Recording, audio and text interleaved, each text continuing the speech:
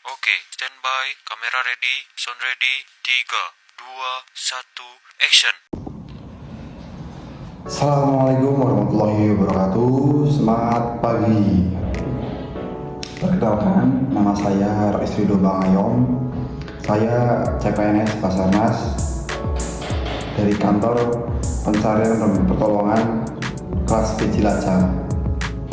Saya peserta Lacar tahun 2025, angkatan 12 kelompok 1. Di sini saya akan berbagi pengalaman dan pemaknaan saya selama mengikuti pembelajaran AGD 3 pada hari kedua. Pada pembelajaran hari kedua, kita masih belajar sama seperti hari pertama, yaitu tentang Smart ASN dan Manajemen ASN.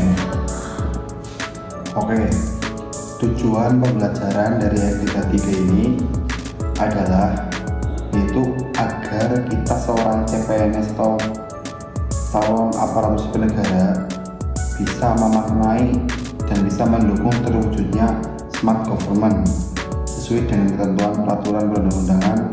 Fungsi sebagai ASN adalah sebagai pelayan publik dengan kebijakan publik, pelaksana kebijakan publik, perekat dan pemersatu bangsa, sehingga mampu memberikan dukungan pengelolaan masalah dalam negara dan mendukung pelaksanaan tugas jabatannya dengan menggunakan perspektif Smart ASN. Yang selanjutnya, apa sih itu Smart Government?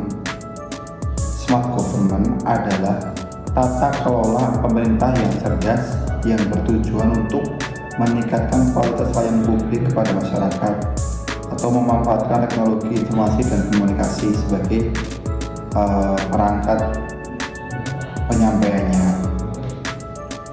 Lalu yang kedua adalah Smart ASN. Smart ASN adalah suatu kemampuan yang memiliki kemampuan karakter meliputi integritas, profesional, hospitality, networking, entrepreneurship, berwawasan global, penguasaan IT, dan juga bahasa asing. Di sini kita banyak mempelajari mengenai Smart ASN dan juga Manajemen ASN. Lalu apa sih itu ASN atau aparatur sipil negara?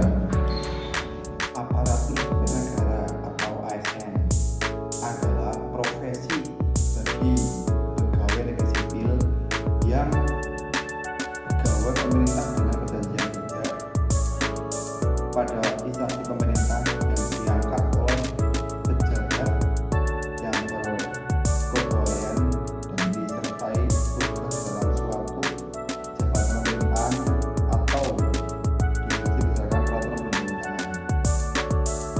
Apa sih fungsi dari aparatur sipil negara? Aparatur sipil negara berfungsi memiliki 3 fungsi.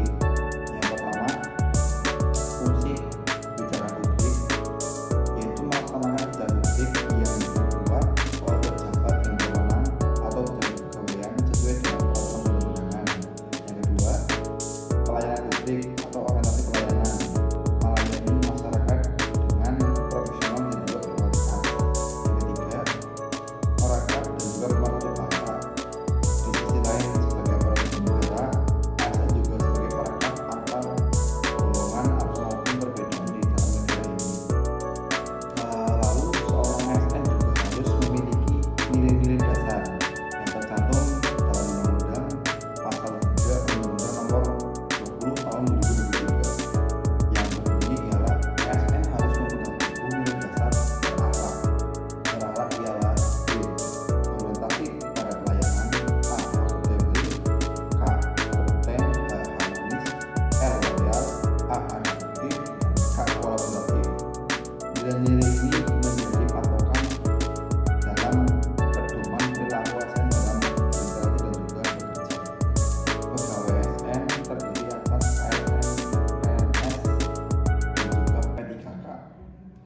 Pegawai negeri sipil atau PNS adalah warga negara Indonesia yang mematuhi syarat dan ketentuan diangkat sebagai pegawai ASN secara tetap oleh pejabat pembina kepegawaian untuk menduduki jabatan